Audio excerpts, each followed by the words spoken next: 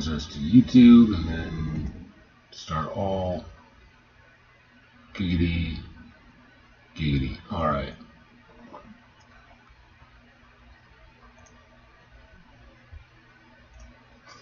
So let's see how far I get on this. Doing chapter 3. I got tea brewing, so I'll be interrupted for that. And Mojo is running loose. So if I get up and start yelling at a bunny, that would be why. Light real quick. Where you at, Mo? Oh, yeah. You don't need to go there. You don't need to go there. No, you're gonna shut that.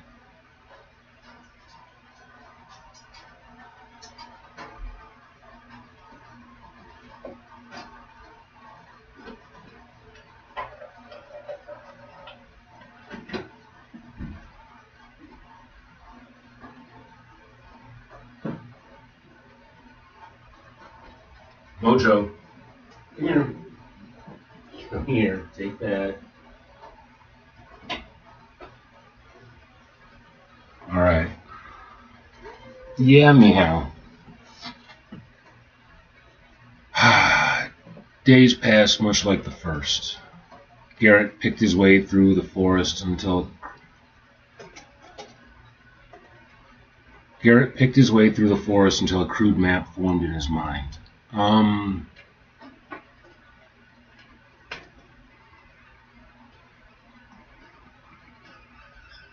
Garrett picked his way through the forest until a crude map formed in his mind. Don't love that sentence.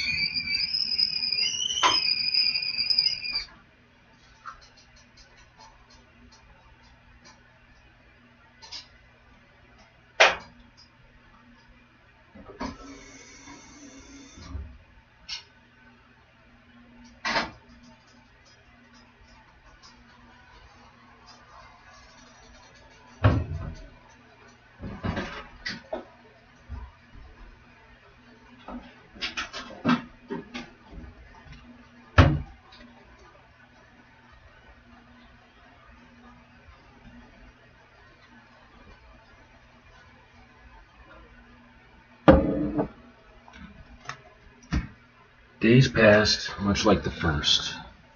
Garrett picked his way through the forest until a crude map. I don't like that sentence. Garrett picked his way through the forest until a crude map formed in his mind. Garrett picked his way through the forest so that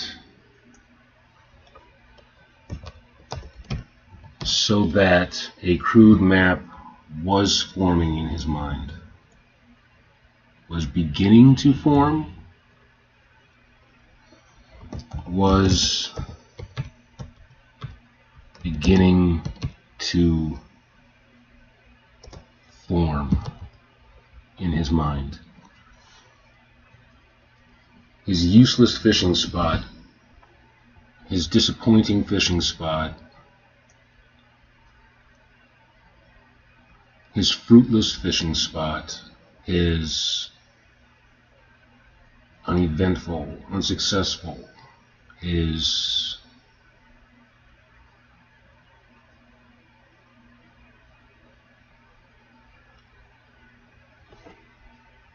unfortunate, his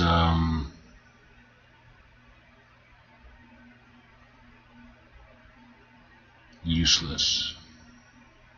Because I'm defining it as a central point. So if it has a central point, it's not actually useless, but it was unsuccessful. Yeah.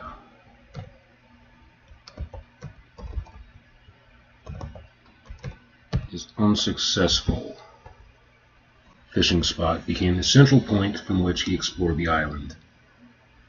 Each day he tried a new narrow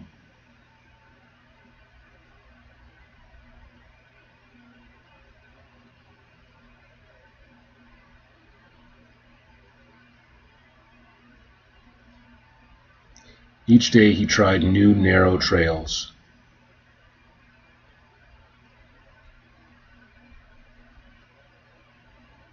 Each day he would explore new narrow trails.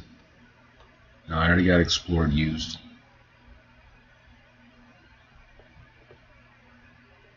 Each day he found new narrow trails. Each day he found.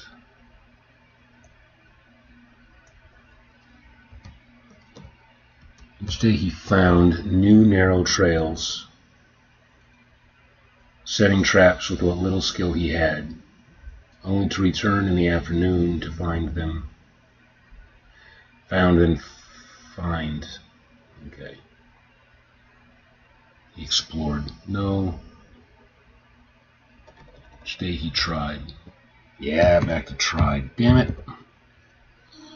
Each day he tried new narrow trails, setting traps with what little skill he had, only to return in the afternoon to find them scattered, his efforts wasted, and another small offering of fish or strange sea creatures left neatly at his encampment.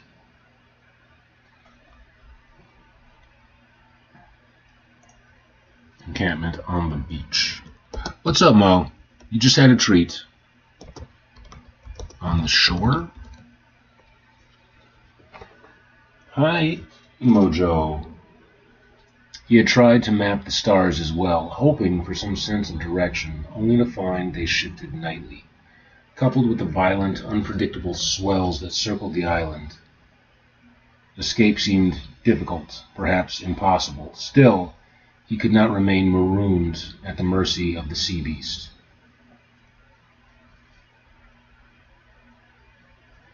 By the third day, his dreams had lost some of their terror.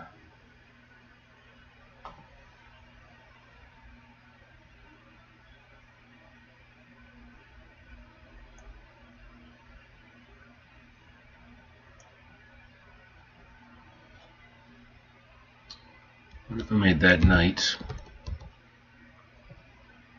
and changed that from third to fourth? So a little more time has passed.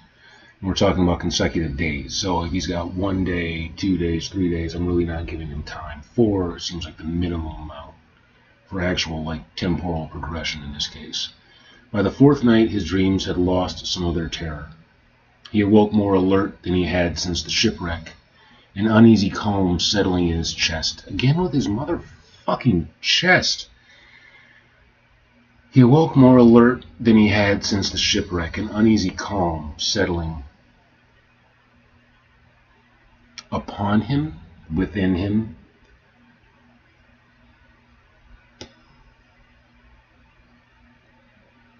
Maybe I'm fine with chest again. I could say breast instead of chest. Yet beneath it was a hollowness he despised, a longing for companionship. In his dream, the siren had visited him again. She pressed her lips to his healing wounds after tracing them gently with her fingertips. Surely it was a fantasy.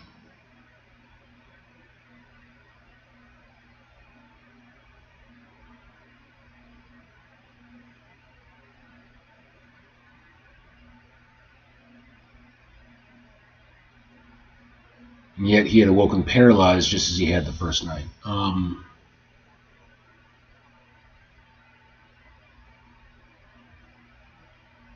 In his dream, the siren had visited him again. She pressed her lips to his healing wounds after tracing them gently with her fingertips.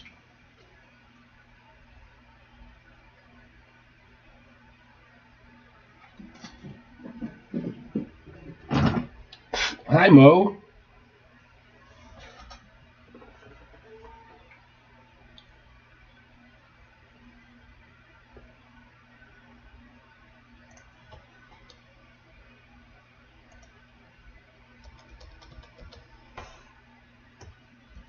Yet, in the dream,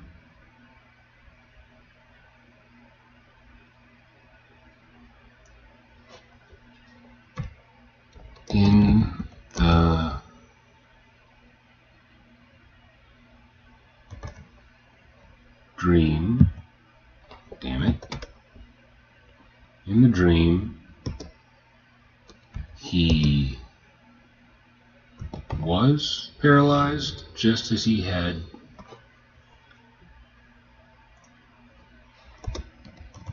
been the first night. Loneliness was twisting him in ways he didn't want to acknowledge. How long until he craved the beast out of sheer dependency and isolation? I call her a she-beast. Siren, Mercy of the Sea Beast, the Beast. Creature. I think creatures. Créature is as the French would say. How long until he craved the creature out of sheer dependency and isolation? He resolved that day to leave. Gathering wood, he began constructing a crude pile that, with enough effort, might become his salvation. That afternoon, though his daily allotment of fish waited on its leaf platter, he ignored it. Instead, he made a thin meal of unfamiliar fruit, praying it wasn't poisonous. The next morning, he woke, shaken. Awoke. Do I want awoke? Have I used that yet? No? Let's put an A in front of that.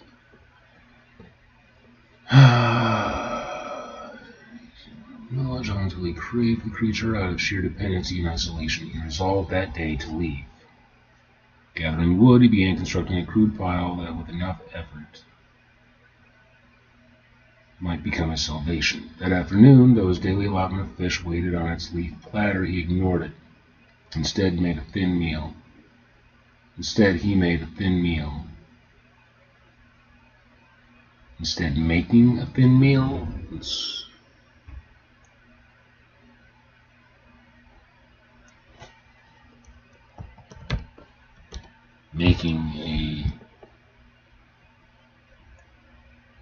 Do I need thin here? Instead, making a meal of unfamiliar fruit, praying it wasn't poisonous. The next morning, what does it say? Comma? I don't think I need that. He awoke shaken. Not by nightmares, but by their absence. He had roused several times with a vague, creeping unease, slipping back only into shallow, restless dozing. By dawn, he felt more frayed than rested.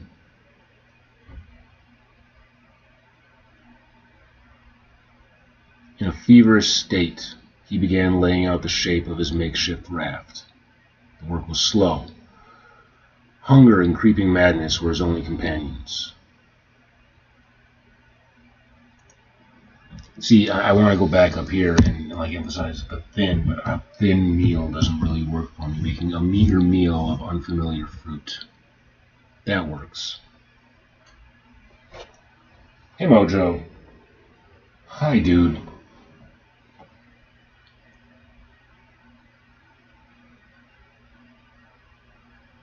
He had roused several times with a vague creeping unease, slipping back only into shallow, restless dozing. By dawn, he felt more frayed than rested.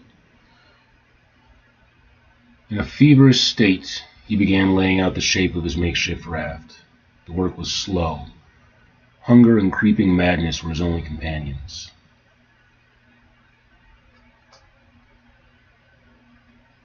Stiff rope became lashing. Worn planks found new purpose. From his cracked, bleeding hands, the outline of an escape vessel took shape in the sand. At noon, he returned to the forest, checking his traps one last time in vain hope, and gathered more fruit he'd found the day before to provision himself for the journey ahead. When he returned to the shoreline, he noticed the day's offering of fish was not in its usual place. Instead, it lay in the sand, several paces from the entrance of his tiny shelter. This one was larger than the others, still gasping, its gills fluttering weakly. Thick crescents were carved into the sand around it, as if something massive had paced there, its tail dragging furrows while claws or scales etched furious lines beside them.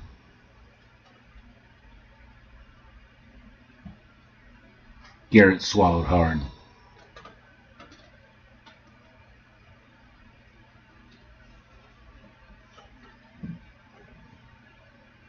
Hey Mojo, what you need, dude? You want me to open the blinds? Would you like that? It's nighttime, not a lot to see. When he returned to the shoreline, he noticed the day's offering of fish was not in its usual place. Instead, it lay in the sand several paces from the entrance to his tiny shelter.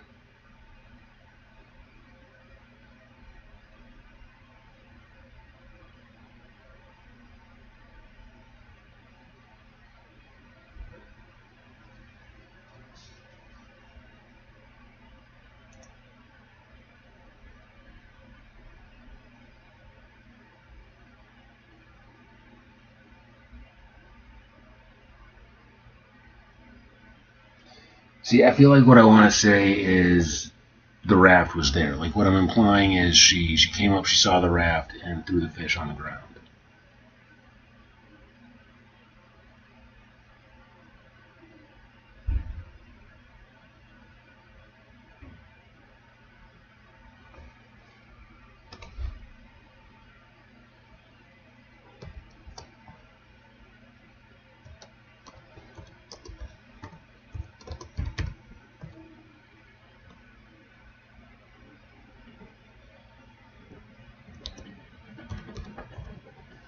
Mojo, what the fuck are you chewing on?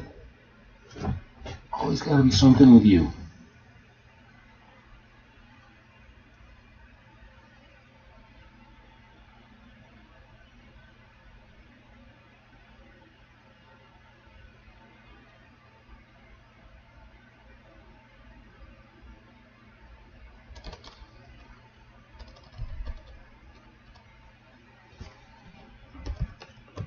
Closer to his latest construction. That way I don't have to actually use the word raft.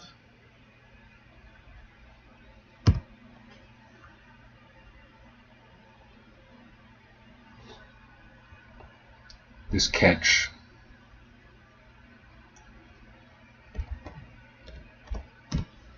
was larger than the others, still gasping, its gills fluttering weakly.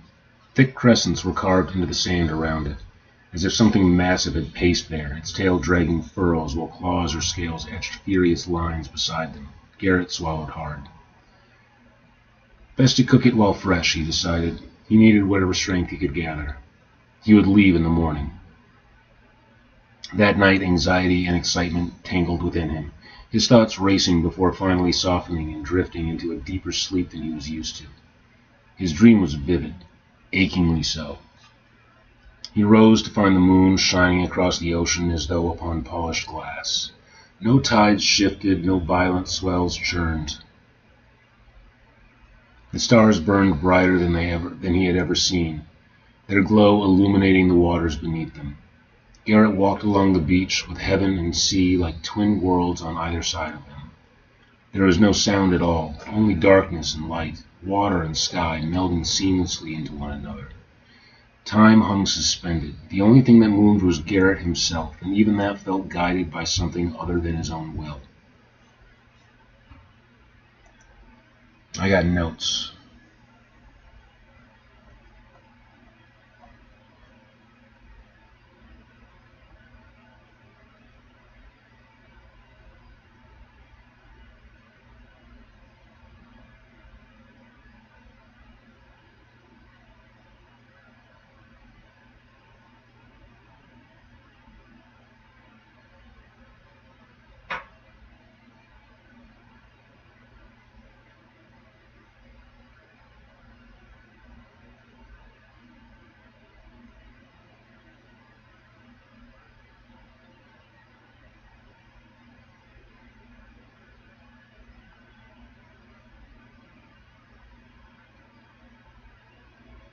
No, that's fine.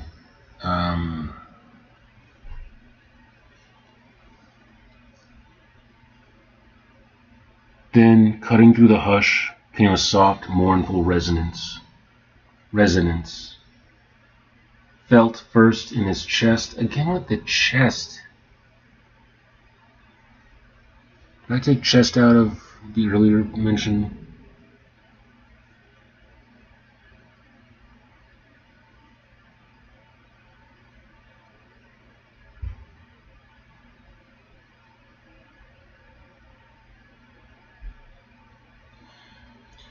He woke more alert than he had since the shipwreck, an uneasy calm settling in his chest.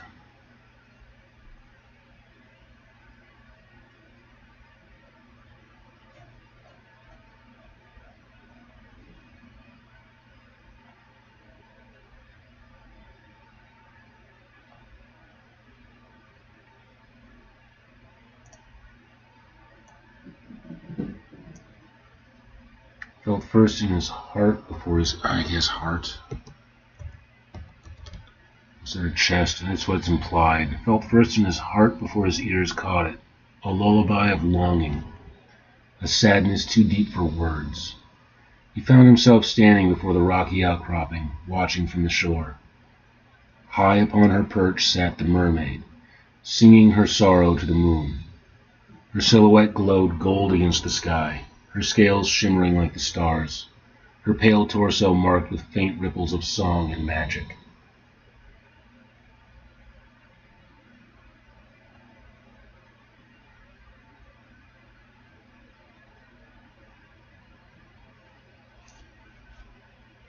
Let's see, enter my mermaid reveal. Gorgeous but long, the mermaid description is excellent but runs long enough that it begins to slow pacing. The details can stay, but consider breaking them into Garrett's reaction beats, so it feels like less like a static info dump. For example, her face was short and gently rounded.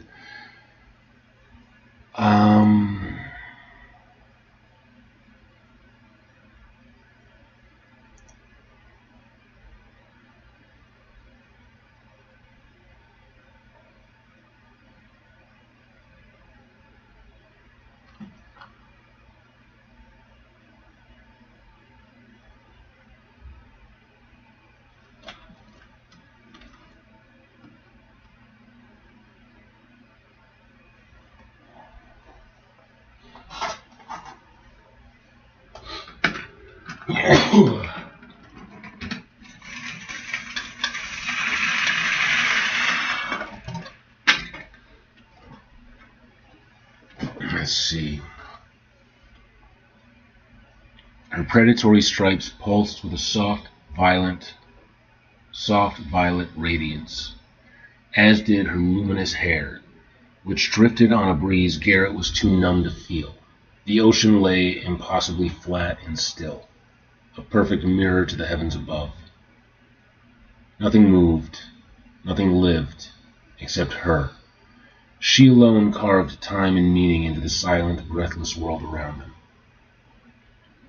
His feet entered the water.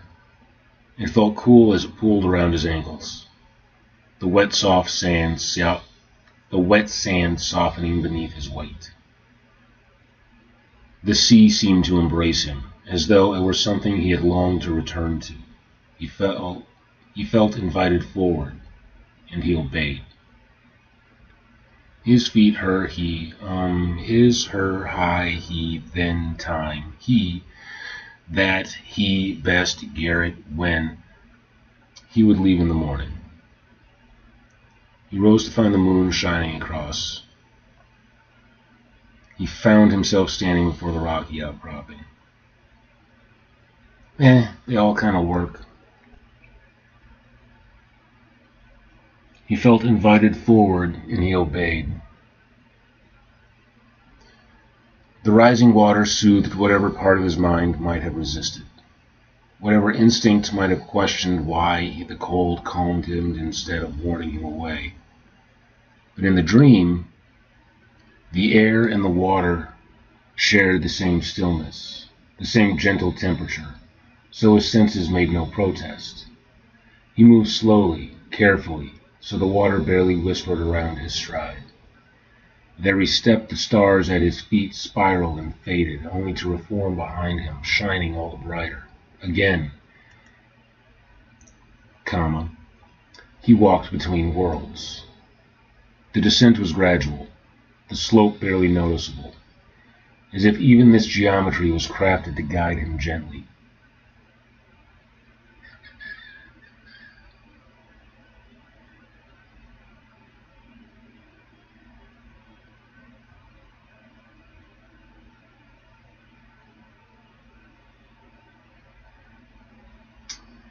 I got thee, with, and thee. Do I need two these? Opening up these paragraphs. What if I just took the thee out and was like, descent was gradual? His descent was gradual. The shores, no, then that's the again with more words.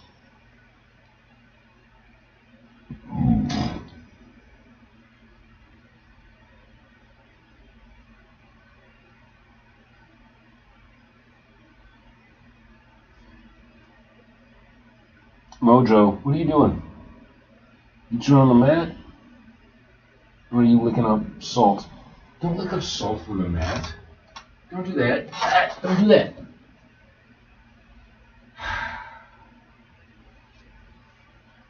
That's sidewalk salt. That's not going to be good for you. It's going to make you sick. Thirsty and sick.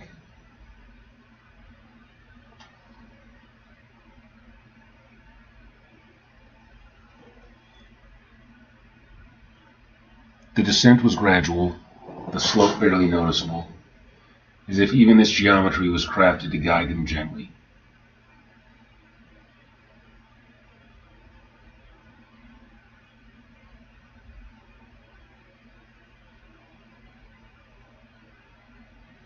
Time stretched and softened as he waded deeper, the water rising inch by inch until it caressed him up to his midriff. At last he reached one of the lifted red rocks that jutted from the shallows, 50 feet from the true water's edge. When his fingers brushed the rough surface, the mermaid's song halted. She turned in surprise, as though seeing him for the first time.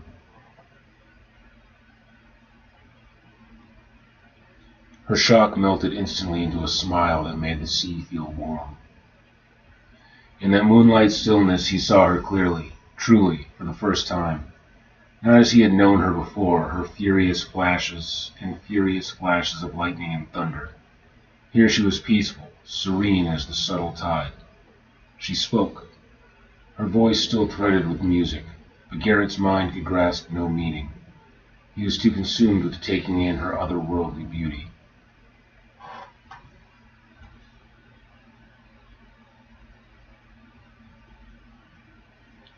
Her face was short and round. Her face was short and gently rounded.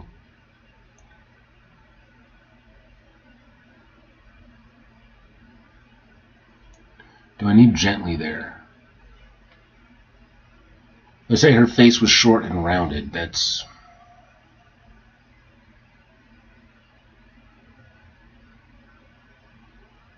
What about elegantly?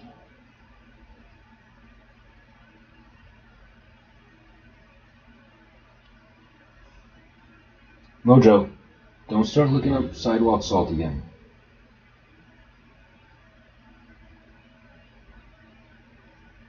Hey, dude.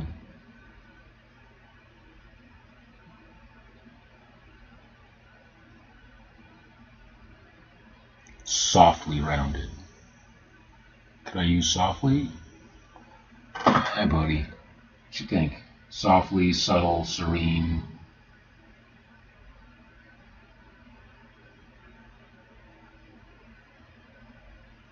Softly rounded, tapering. Okay, yeah, let's do softly.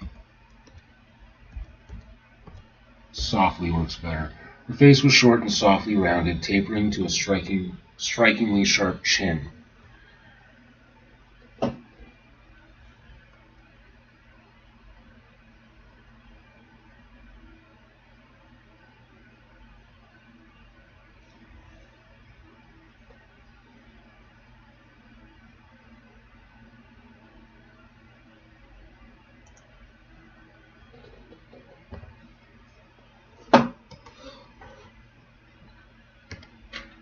I like this little tag. Almost girlish.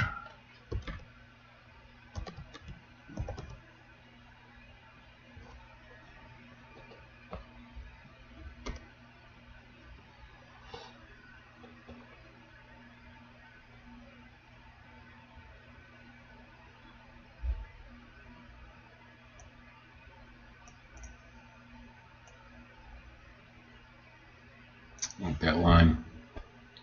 Until the sharpness of her chin drew his gaze like a hook. You'll steal that.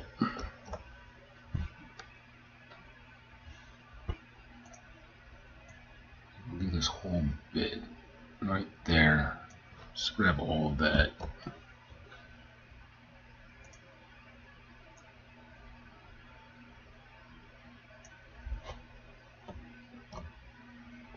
Till the sharpness of her chin drew his gaze like a hook. Her eyes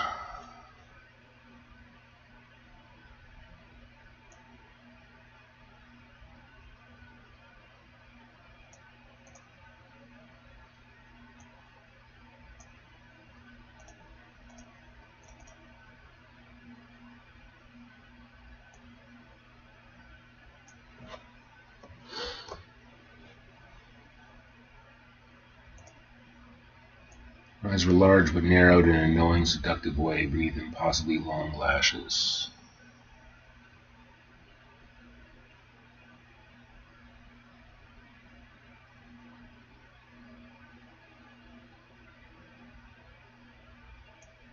Yeah, I think I'll find going with that too. Her eyes were enormous, framed in impossible lashes, narrowed in a predatory charm he felt rather than understood. I like that, because there are those elements of beauty that beauty is something to be contemplated, because you may not understand precisely why someone or something is beautiful, is attractive. So I like that, felt rather than understood. Her lips were full, lush, the blue of the summer ocean. Her hair fell in long purple waves that seemed to glow like the water's surface, turning it a bold magenta.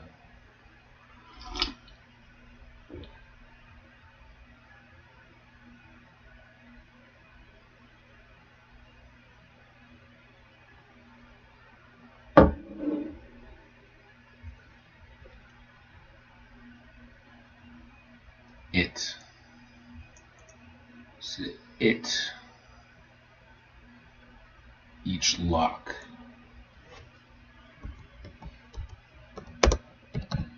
Each lock a bold magenta.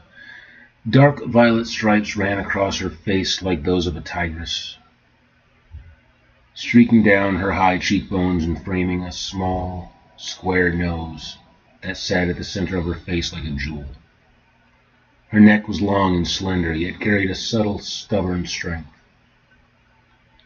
At first, Garrett thought the dark bands circling it were more of her violet stripes, until he realized they were gills, the same gills that had filled his lungs with stolen breath when she had held him beneath the violent storm. They flexed faintly with each wordless note she breathed. Her shoulders were banded with predatory markings, as though meant to frame an elegant gown, though nothing covered her chest. There, the womanly part of her was adorned only by two of the most exquisite breasts Garrett had ever seen in life or art.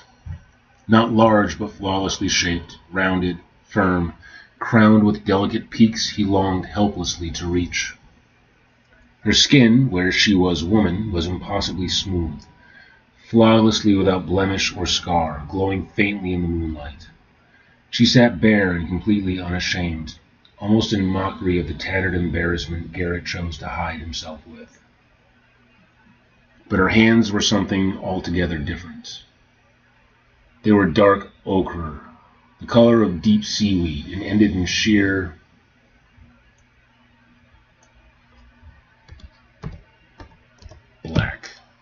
black claws. The fingers were webbed, each tipped with a hooked talon like a feline's, meant to seize prey so that escape would require tearing flesh. There was a roughness to them, too, as though the stone she perched upon had shaped them from its own ancient grain. Then there was her tail. It was an appendage so vast it could have been a second creature entirely, pale gray, perhaps dusted blue, like ancient ivory waiting to be polished. Fine, sleek scales covered a length nearly twice that of her torso. Along its sides rose fins as thick and sharp as sword blades, and the tail ended in a pair of scimitars, the upper longer and more curved than the lower, both built for speed and killing grace. It wasn't shaped like the dainty, horizontal flukes of children's tails. The tail ran vertical, true to a real fish, built for serpentine motion, for cutting through the deep, for pursuit. Something primal in Garrett's mind whispered, "Shark," a cold ancestral warning that should have sent him fleeing. But her beauty dulled it, softened it, overwhelmed it. And as that instinct shrank into silence, another, older, more dangerous, pulled him helplessly forward. She spoke again, her voice warming his heart and smothering the instinct to flee. Her words seemed to half sing, half whisper past sharp white teeth, and he reminded himself, as if to steady the trembling in his bones, that this was only a dream. "Welcome, shorewalker. Tell me, how shall I reward this curious courage that brings you into my tide? Shall I feast on you again, or have you come with an appetite of your own? Come then, stumble forward, you sea-tossed stone." He moved between the rocks, breath shallow, and she slipped from her natural throne without a whisper, a shadow sliding beneath a mirror. Before her tail fully sank into the moonlit water, her full feminine form rose against him, pressing warm flesh to his cold chest.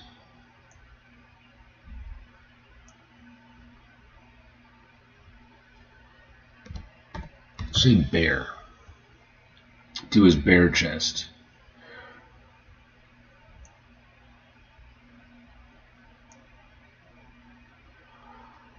Her dark claws.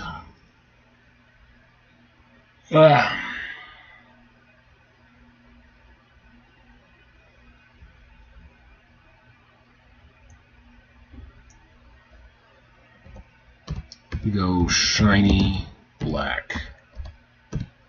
Claws traced the ridges of his body with a predator's familiarity, and he placed his hands upon her wide, powerful hips as if compelled by some current deeper than the sea itself. There he felt the tantalizing boundary of her being, from fearsome hunter of the deep to impossibly soft woman, the divide between two worlds drawn between his trembling palms.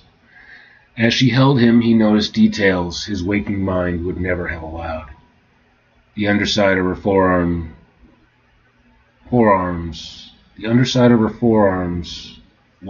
were, because it's plural, were smooth and pale. It's telling me was.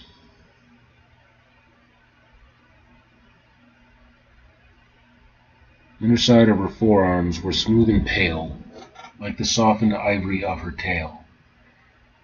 Yet the outer surface, which had looked so rough and stony from afar, yielded beneath his touch. It shifted subtly, pliant and alive, capable of altering its texture like the skin of an octopus. Her hair, now so close he could feel its breath against his cheek, writhed with a quiet, deliberate life of its own, an anemone's slow, possessive caress. It clung to him with the same gentle insistence as her lips, and the same dangerous precision as her claws.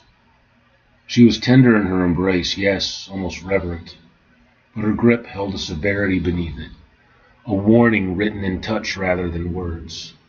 If he pulled away too suddenly, if he shattered this fragile communion with panic or sense, he suspected she would tear him apart without meaning to, or perhaps without minding at all.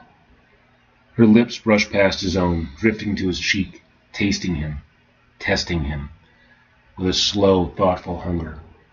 She traced the line of his jaw, then the thick muscle of his neck, and there she paused. Her teeth grazed his skin in a delicate bite, sweet and sharp, each fine point threatening to pierce. He clutched her tighter, breath shuddering at the soft violence of it all.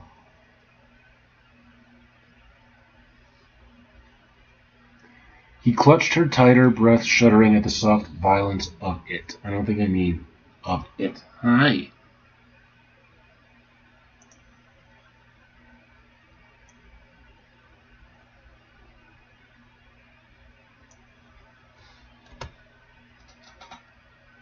Her hands, those paradoxical things,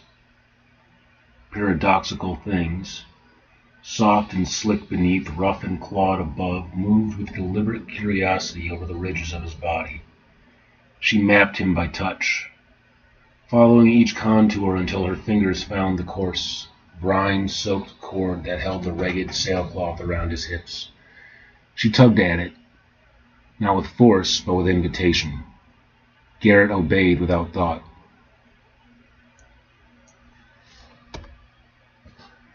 Casting the makeshift garment aside as though it had always been a hindrance to what he wanted most in that moment.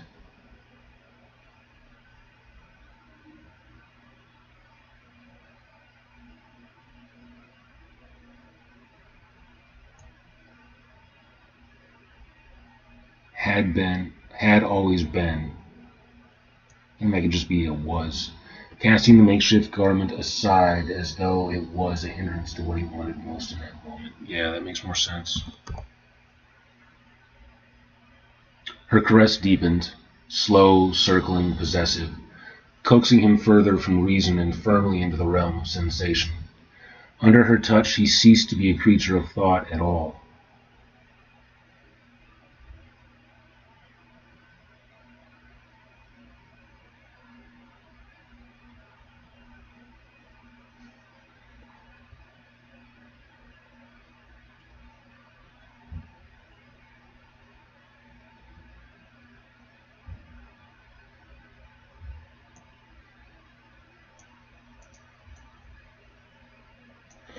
I got thought here and I got thought up here. So, under her touch, he ceased to be a creature of reason at all.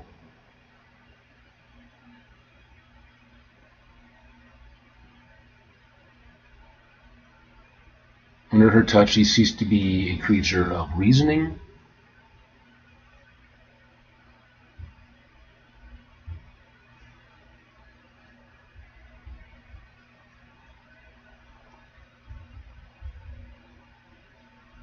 Under her touch, he ceased to be a creature of logic at all.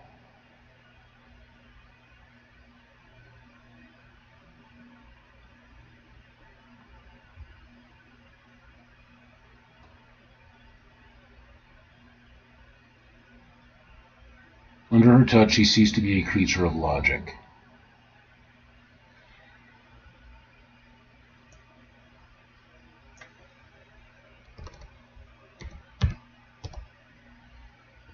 He was only body, only breath, only desire shaped by the hands of the sea.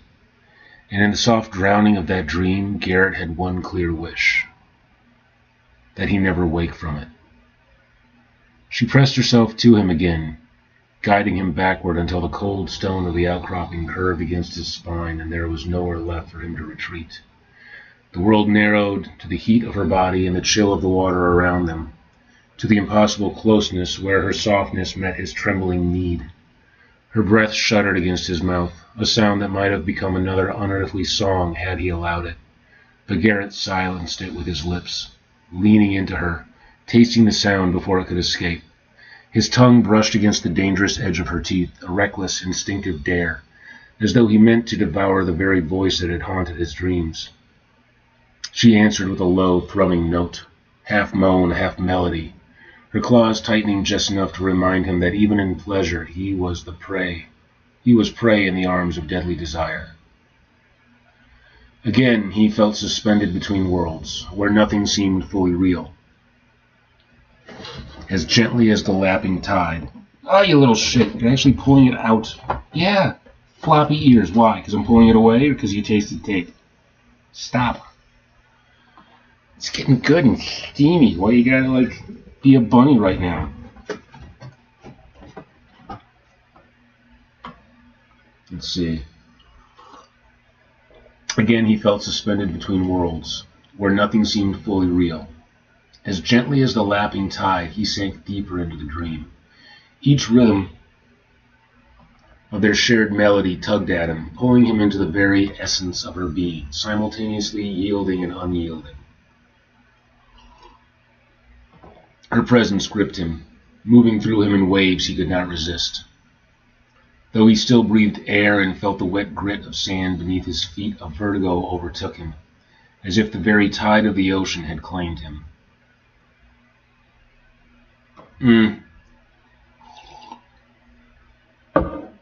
As if the very tide of the ocean had... As if the very soul of the ocean had claimed him. As if the very essence of the ocean had claimed him.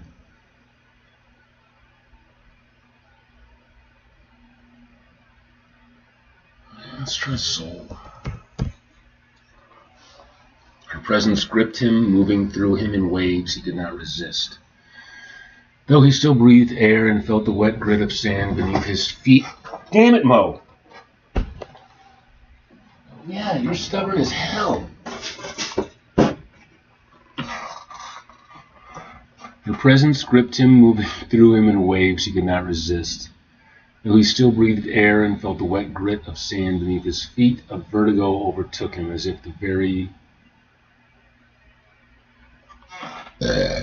soul of the ocean, at the very depth of the ocean.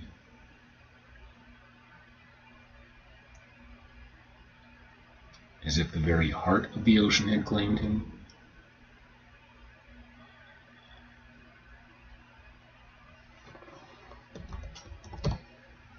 Heart of the ocean had claimed him. Garrett was drowning. Drowning in desire, in an appetite that only seemed to grow the more he took. Beneath the quiet witness of the twin moons, one from his airy world of empty space, the other rising from her compressed, crushing depths, their roles reversed. For a fleeting, dizzying moment, Garrett became the predator.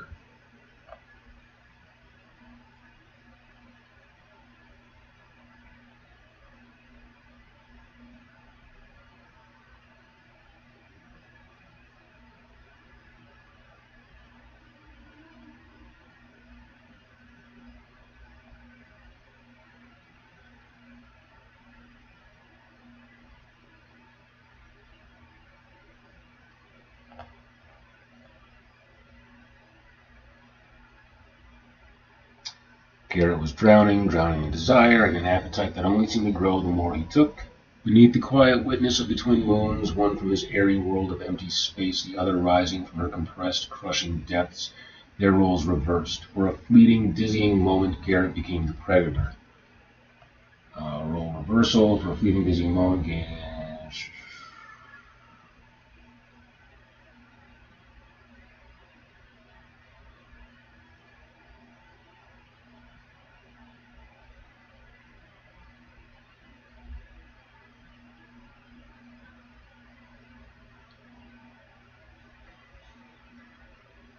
The still waters churned around them as he grasped her.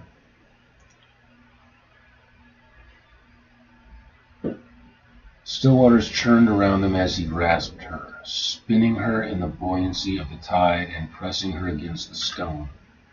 Wave after wave lashed the rocks in rhythm with the hunger rising through him, each pulse driving him deeper into a craving that he had restrained. His strength,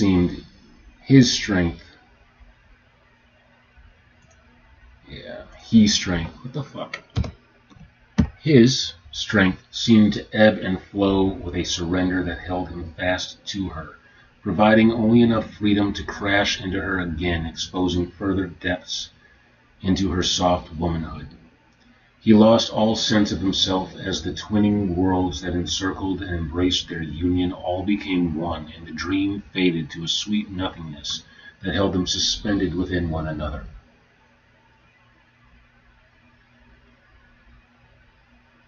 He awoke on the beach. His body was bare, stinging with fresh wounds caked in sand. The sun burned overhead, forcing him to cover his eyes. His shelter was gone. Sitting upright, he spied the rocks off the shoreline and wondered if he had only just arrived on the island. There at the water's edge, his makeshift loincloth swayed with the tide, skimming the sand before skipping away again, back and forth, echoing the rhythm of his dream. the dream, but it wasn't. A surge of fear tightened in his chest. Again with the fucking chest with this dude. A lot of chesty stuff with Garrett. A surge of fear tightened in his chest. A surge of fear tightened through him.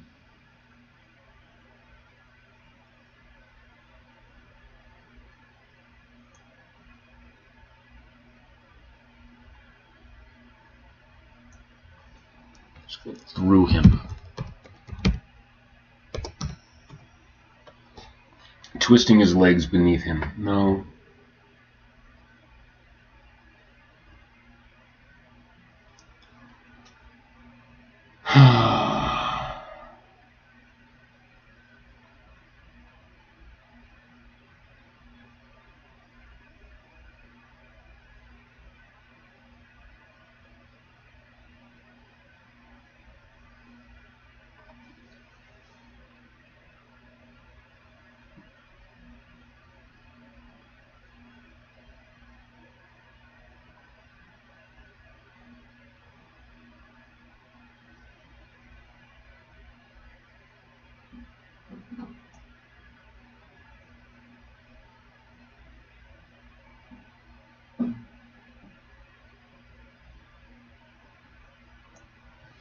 Mojo, dude, a surge of fear pulsed through him, a surge of fear raced through him, a surge of fear.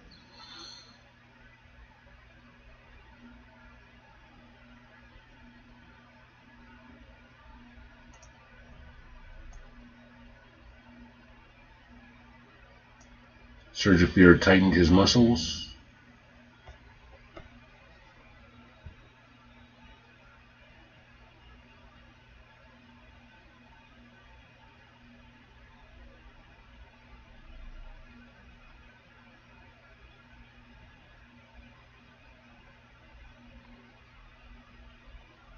Surge of fear coursed through him. What do I put here?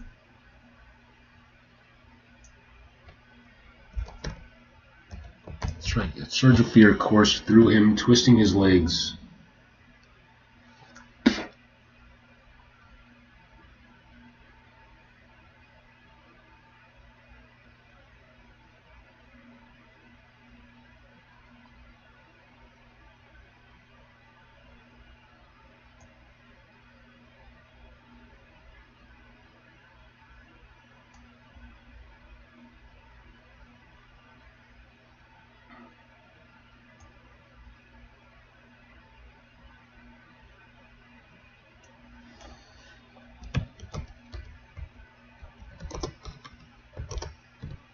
Tightened his brow,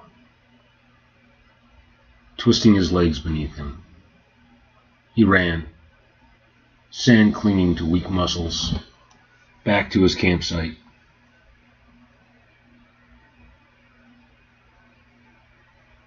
His raft lay in ruins along the shore. The once sturdy planks shattered to useless shards. The ocean mocked him, brimming with a merciless, hungry laughter. Out in the water he glimpsed a mermaid, her head bobbing like a luminous purple orb, eyes wide and penetrating. Too far to read her expression, victory, contempt, or a cruel mixture of both. Disappointment washed over him. Disappointment in himself, in her, in his shattered raft, and in the hopelessness of his situation. A surge of frustration made him seize a piece. See surge and surge, a surge of fear, a surge of frustration.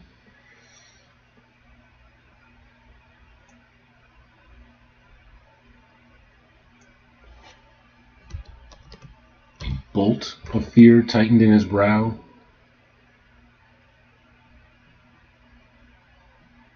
A wave of panic.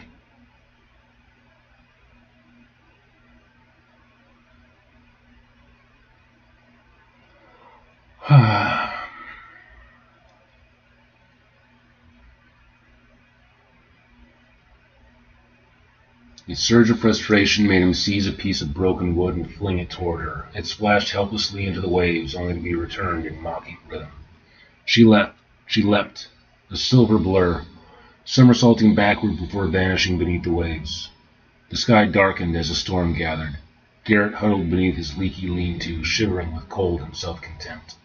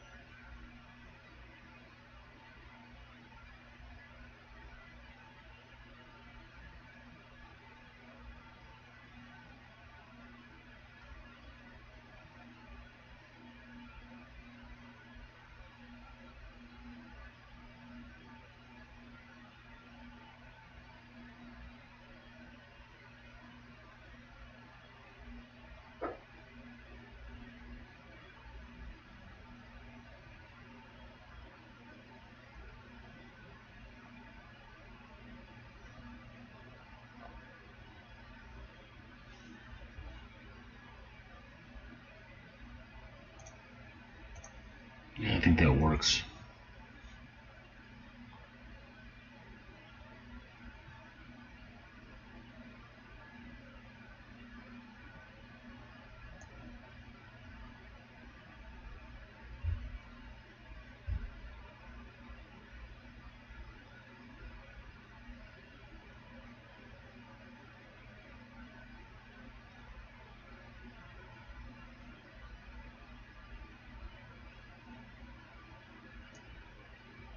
Bolt of Fear coursed through him,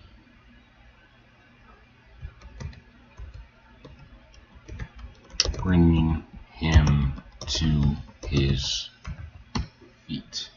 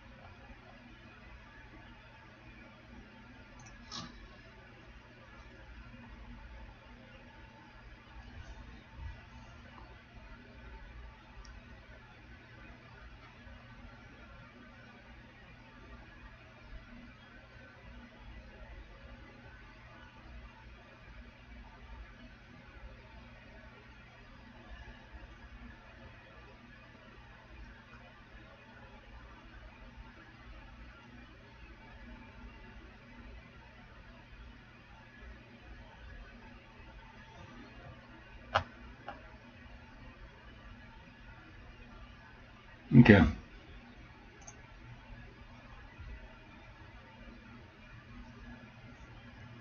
That'll do. That'll do. Yeah. An hour of editing, and I think I'm ready to call it.